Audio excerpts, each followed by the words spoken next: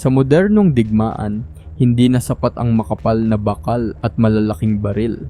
Sa panahon ngayon, ang tunay na lakas ng isang armored vehicle ay nasusukat sa bilis ng paggalaw, advanced na proteksyon, matalinong sensors, at kakayahang mabuhay sa gitna ng pinakamapanganib na labanan. Habang patuloy na umuunlad ang teknolohiya, iba't ibang bansa ang naglalabas ng mga bagong sasakyang pandigma na kayang harapin ang mga drone, guided missiles, at iba pang modernong banta sa battlefield. Sa video na ito, bibilangin natin ang mga sa pinaka-advanced na military armored vehicles sa 2026, mula sa makabagong tactical vehicles hanggang sa susunod na henerasyon ng infantry fighting vehicles. Alamin natin kung alin ang nangunguna sa makabagong teknolohiya ng digmaan. Pero bago ang lahat, baka pwede muna ako makahingi ng like at pakisubscribe na rin ang aking channel. Sobrang halaga po sa akin ito. Maraming salamat po. Simulan na natin. Tara? Kung pag-uusapan ang modernong tactical military vehicles, isa sa mga nangungunang pangalan ngayon ay ang JLTVA-2. Ito ang pinakabagong bersyon ng Joint Light Tactical Vehicle ng US Military na idinisenyo upang unti-unting palitan ang ilan sa mga dating Humvee sa iba't ibang misyon. Mas matibay ang armor nito, mas mahusay ang suspension system, at mas madali itong i-customize depende sa pangangailangan ng bawat operasyon. Isa sa pinakamalaking pagbabago ng JLTVA-2 ay ang mas mataas nitong payload capacity at mas pinahusay na reliability, kaya nitong magdala ng mas mabibigat na kagamitan nang hindi isinasakripisyo ang bilis at mobility. Maaari rin itong lagyan ng iba't ibang remote weapon stations, machine guns, anti-tank missiles, at advanced communication systems. Dahil sa kakayahan nitong tumawid sa matitinding terrain, habang pinaprotektahan ang mga sakay laban sa mga landmine at improvised explosive devices o IEDs, nananatili itong isa sa mga pinaka-epektibong tactical armored vehicles na ginagamit ng modernong hukbo. Ang PARS Alpha 8x8 ng Turkey ay isa sa mga pinakamodernong armored fighting vehicles na ipinakilala nitong mga nakaraang taon. Binuo ito upang pagsamahin ang mataas na mobility, matibay na proteksyon at malakas na firepower sa iisang platform. Dahil sa advanced nitong 8x8 drive system, kaya nitong bumiyahe sa putik, buhangin, mabatong lugar, at iba pang may hirap na terrain habang nananatiling matatag ang sasakyan. Isa sa mga natatanging katangian nito ay ang mataas na situational awareness. Sa tulong ng mga modernong camera at sensors na nakapalibot sa sasakyan, mas madaling makita ng crew ang mga banta sa iba't ibang direksyon kahit hindi sila sumilip sa labas. Maaari rin itong lagyan ng iba't ibang klase ng turret, kabilang ang 30mm o 40mm automatic cannon at anti-tank missile systems. Pinagsama ang modernong armor, mataas na survivability, at flexibility sa iba't ibang combat missions. Dahilan kung bakit kabilang ang PARS Alpha 8x8 sa mga pinaka-advanced na armored vehicles sa kasalukuyan. Pagdating sa kombinasyon ng proteksyon, firepower, at versatility, mahirap hindi banggitin ang Boxer Combat Reconnaissance Vehicle o Boxer CRV. Binuo ng Germany at Netherlands, ginagamit na rin ito ng ilang bansa, kabilang ang Australia, dahil sa kakayahan nitong magsagawa ng reconnaissance, troop transport, at direct combat support sa iisang platform. Ang modular na disenyo nito ay nagbibigay daan upang mabilis na mapalitan ang mission module depende sa pangangailangan ng operasyon. Isa sa pinakamalaking bentahe ng Boxer CRV ay ang mataas nitong survivability. Ang makapal na composite armor at advanced mine protection system ay nagbibigay ng mahusay na depensa laban sa mga improvised explosive devices, landmines, at iba't ibang uri ng bala. Nilagyan din ito ng 30mm automatic cannon, coaxial machine gun, at modernong fire control system na nagpapahusay sa accuracy ng bawat putok.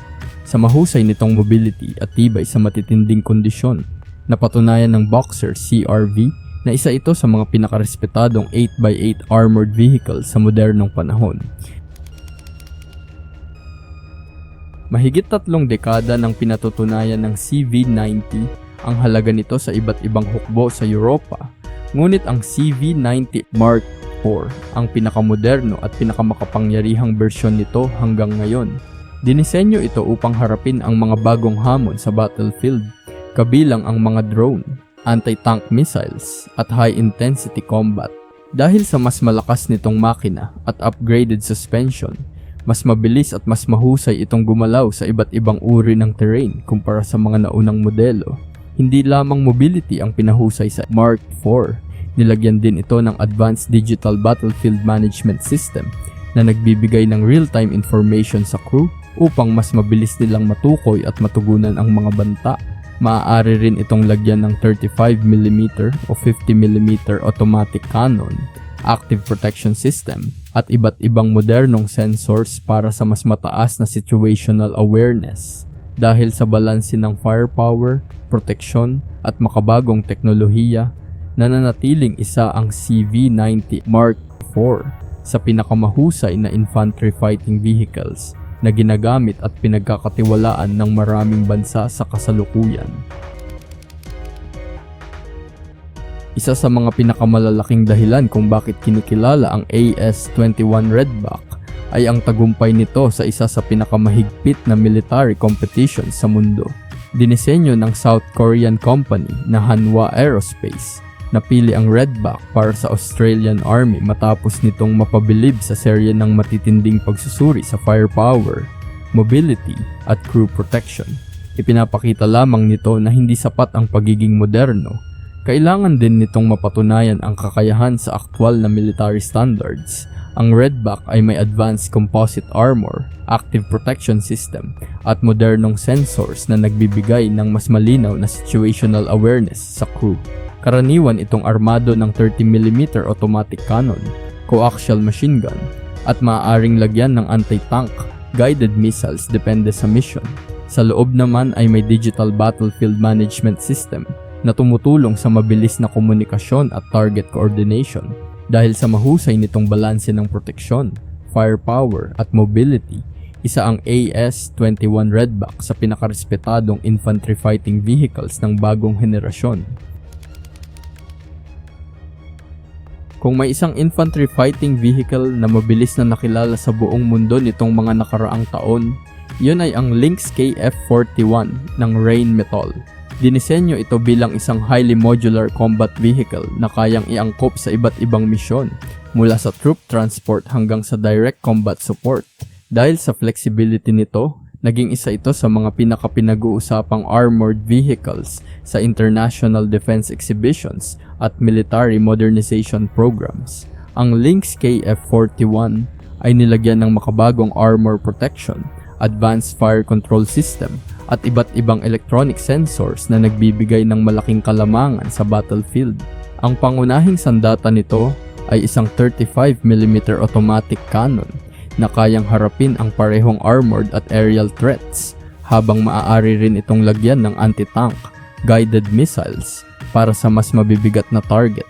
Bukod dito, suportado rin ito ng digital network systems na nagpapabilis sa palitan ng impormasyon sa pagitan ng iba't ibang military units. Dahil sa kombinasyon ng matinding firepower, mataas na survivability at modernong teknolohiya, hindi nakapagtatakang kabilang ang Lynx KF-41 sa mga pinakamahusay na armored fighting vehicle sa mundo ngayon.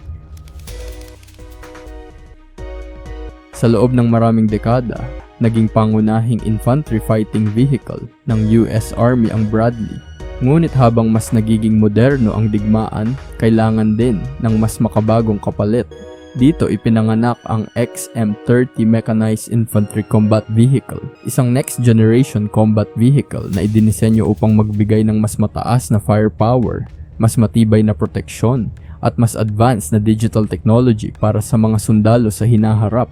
Isa sa pinakamalaking lakas ng XM30 ay ang kakayahan nitong gumamit ng artificial intelligence, advanced sensors, at integrated battlefield network upang mas mabilis matukoy at maibahagi ang lokasyon ng mga kalaban. Inaasahan din itong magkaroon ng mas malakas na pangunahing kanyon, active protection system laban sa mga anti-tank missiles, at modular armor na madaling i-upgrade habang umuunlad ang teknolohiya.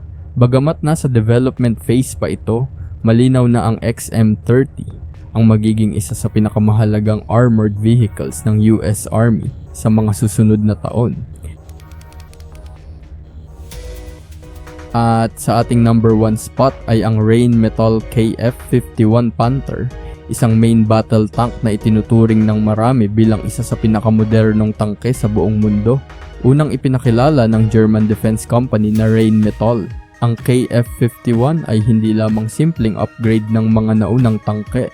Ito ay isang ganap na bagong henerasyon ng armored warfare na idinisenyo upang harapin ang mga hamon ng modernong battlefield, kabilang ang drone attacks, precision-guided missiles, at network-centric warfare.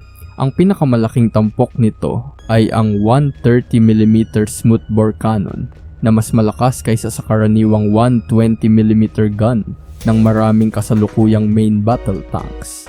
Bukod dito, mayroon din itong active protection system, advanced thermal imaging, AI-assisted target detection, at digital battlefield management na nagbibigay ng malaking kalamangan sa crew. Maaari rin itong makipag-ugnayan sa mga unmanned systems at iba pang combat platforms para sa mas mahusay na koordinasyon sa labanan. At iyan ang mga pinaka-advanced na military armored vehicles sa 2026, habang patuloy na umuunlad ang teknolohiya ng digmaan, lalo ring nagiging mas matalino, mas ligtas at mas makapangyarihan ang mga sasakyang ginagamit ng mga modernong hukbo sa buong mundo.